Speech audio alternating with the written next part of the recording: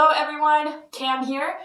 Today we are going to take a deeper dive into our dimensions of health. So a little bit of a review. Last week we talked about how many dimensions there are, why they're important, and give a little bit of general information on each area, and a little bit of how we can improve our health overall. So I hope you had a great weekend. You're ready to get started with this week. Today we're going to take a closer look into our physical dimension of health. So you're going to see as I go through this video here that it's very much intertwined, like I mentioned before, with all of our other dimensions. So as we're taking care of our physical health, you're going to notice that it improves your mental health, your emotional health, every other aspect of our health. And that's awesome because it makes taking care of each dimension a little bit easier when taking care of one also helps the next one over. So the more balance that we have and the more in tune we are with each dimension, the more quality we're going to add to our life and the more satisfied we're going to be. So when we think about our physical dimension of health, we're really looking at moving more, eating better, and staying safe. And all three of those sound a little bit cliche, but there's so many ways that we can work on this and improve every day. And that's going to start with our daily habits. So it's important to reflect on what our habits are, what our regular routine is each day. So it's something that you kind of do without thinking every day as part of your regular schedule. Are those habits getting you closer and closer to your goals? Are those habits, making you a better person each day? Or are they causing more harm or, potential damage to your health? So it's important to look at that and recognize those signs to be able to, either take a different path and create those better habits or, continue on the way you are and just continue working on that. So I talked a little bit before about how to implement good habits, and it's all about making sure that you set those habits with intention. It's something that you care about, something you really want to improve, and then just, making those habits obvious and easy to do at first, and then you can work on habit stacking. So we have those videos up there if you want to rewatch them, but there's 5 key takeaways for improving our physical health that I want you to reflect on today. And the first one is exercise. So you really want to aim for a minimum of 150 minutes of moderate aerobic activity every week. And you can split that up however you want, but the ideal way is probably about 30 minutes every day for 5 days out of your week, and then having 2 active rest days where you're going to go for a walk or do some stretching, whatever it is. If your goals are a little bit different, right? If you want to work on, building strength, losing some weight, whatever it is, that is going to adjust a little bit. But just as a baseline for getting that physical activity in, 150 minutes of moderate aerobic activity. So just to give you an idea, like light activity would be going for a walk, right? Doing some stretches, which is what you would be doing on your rest days. Whereas moderate activity would be coming to a class or doing a class online that's a little bit more intense. It's going to get your heart rate up, and you're going to, feel a lot more, a little bit more exhausted after it. But at the end of the day, it's going to improve your energy levels. Funny how that works, right? So get that exercise in 150 minutes. If you don't have time to come in for a class, do it online. It's a lot faster if you don't have the time to just get it in at home. Check it off your list, but really important to get that exercise in and then use those rest days as active rest days. So on our rest days, we're not, sitting around.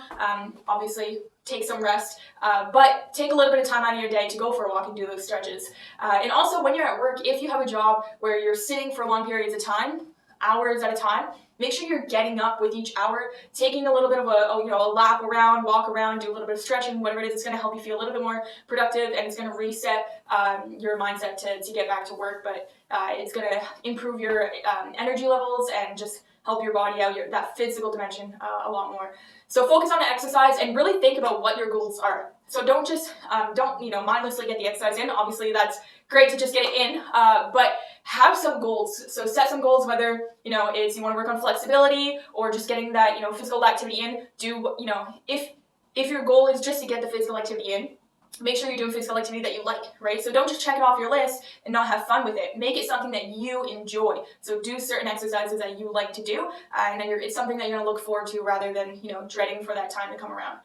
All right, number 2, big one here: rest. Really important. A lot of people, I think we're all guilty of it, is staying up a little bit too late at night or hitting the snooze button in the morning. But it's super important to have a really good sleep routine. And that doesn't mean that you're, guaranteed a fantastic sleep every night. Unfortunately, that's not how it works, and a lot of us know that. But having a regular sleep routine is going to reduce fatigue, and it's going to help our bodies get into that rhythm of routine with sleep, and potentially, get to that normal level of sleep. So 2 ways, at nighttime, have a wind down period. So at least 30 minutes before sleep, no screen, right? No screen. So put your phone down, turn the TV off, do some stretching, read a book, take a bath, go for a walk, whatever it is. Have that wind down period. If you're at home, dim your lights rather than having them really bright. It's going to help your body wind down and get ready for sleep mode. So that's super important to prepare your mind for sleep, because oftentimes if we don't have that wind down period and say it was a crazy day at work, you're going to go to sleep thinking about that, and your brain isn't going to get that deep rest that it needs, because you should be getting paid for your sleep, because you're going to be sleeping and dreaming about work the entire time. So take that wind down period, get that rest, right? So don't use that time thinking about work and all these things that might be stressing you out. And then the next thing is, in the morning, you should have a regular wake up time. So that doesn't mean, setting your alarm for what time your first appointment is or what time you work, to have just enough time to get ready and go, right? So that you're going to feel rushed, you're going to feel, groggy and getting up for work or whatever it is and having to get ready. Set a regular wake up time, and it's going to, help with that rhythm of sleep. And another thing that we're all guilty of, hit the snooze button. So if you hit the snooze button 2 times, 5 times, 10 times, I don't care how many times, every time you hit that snooze button, so when your first alarm goes off, you're going to wake up, say you hit snooze, you fall back asleep, your brain starts a new sleep cycle that needs about 90 minutes to complete. So if you fall back asleep and your alarm goes off again in about 10-15 minutes, whatever your snooze is set to, you're waking yourself up during that sleep cycle that it didn't have time to complete, and you're going to end up more tired. So do your body a favor and just get yourself up at that first alarm, or, lay down, rest for, 5 minutes if you need to, but try not to fall back asleep, because you're going to end up more tired if you restart a sleep cycle and then wake yourself up. Think about how many times you're doing that. It could be 5 to 10 times. So get yourself up, count down from 3, 3, 2, 1, you're up, go to the bathroom, splash some cold water in your face or get in a cold shower, whatever you got to do. Your body's going to thank you for it at the end of the day. You're going to be more tired at the end of the day. It's going to help you get into that sleep. So that's another big one. Number 3 is safety. So this is physical safety and health safety. So these are going to sound really cliche, but wear your seatbelt, wear a helmet, whatever protective equipment you need to wear, whether it's with work or whatever it is, drive safe. All of these things that we know, but not all of us really, pay attention too much to it. Make sure that you're doing those things to keep yourself safe, because that is a big part of our physical dimension of health. You never know what could happen, and that can have a massive impact on your life. So take care of yourself, stay safe, and then health-wise, learn to recognize the signs and symptoms of diseases and illnesses, especially if you're in a high-risk category. That's not only going to help you, it could help you prevent things from getting worse if you do catch it in the early stages. But also, even if it's a simple cold, right? Catching on early that you might be getting sick, and taking care of yourself and doing what you need to do to get better sooner. But also, it can help you recognize the signs and symptoms in someone that you love, someone that you're close to, a friend or a family member, or a stranger on the street, and you can help save their quality of life as well. So those are big ones. So far we've covered exercise, rest, and safety. So 3 big ones, and then the next one is nutrition. I'm not going to dive too deep into it because you're getting a lot of great resources from Daniel in his nutrition videos that he's getting to you guys every week.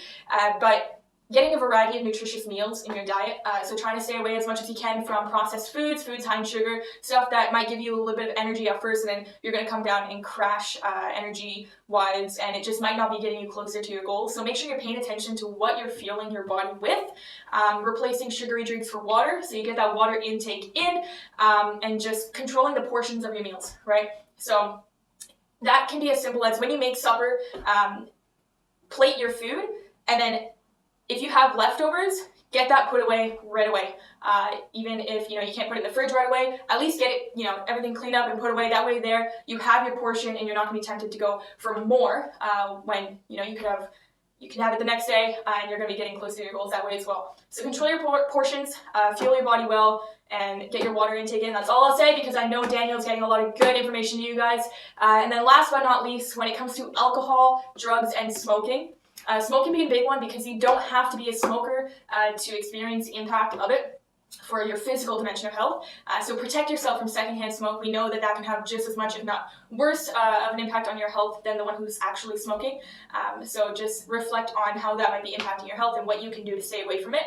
Alcohol, I know not everyone, but a lot of us enjoy a social drink or a drink with friends, or even more than that. So make sure that if you do drink alcohol, we are drinking it in moderation. So that doesn't mean you're going home every night and having a glass of wine or whatever it is. Make sure that we're having it in moderation, if at all, and just making sure we're staying in control of that. So again, we're not doing more damage and harm to our health than we are good. And then the last one is the drugs there. So we want to stay away from drugs. Obviously, there's exceptions to this health-wise, but if you know, you're usually going to know if the drugs that you're taking are beneficial to your health or if they're not, and usually your doctor is helping you with that. If not, there could be a lot of other things involved. So just make sure that we're reflecting on all three of those and how they can impact our health, and what steps we might need to take to work on those things, and just use resources that are available to us if we need help with that. So that is all for today. Before the end of the day, what I want you to do is get out another piece of paper and a pen, and I want you to write down on one side 5 ways that you are currently actively taking care of your physical health. And after you do that, on the other side of the paper, I want you to write down 3 to 5 ways that you want to improve your physical health. And those might match up. There might be some on the left that are on the right as well that you want to continue working on.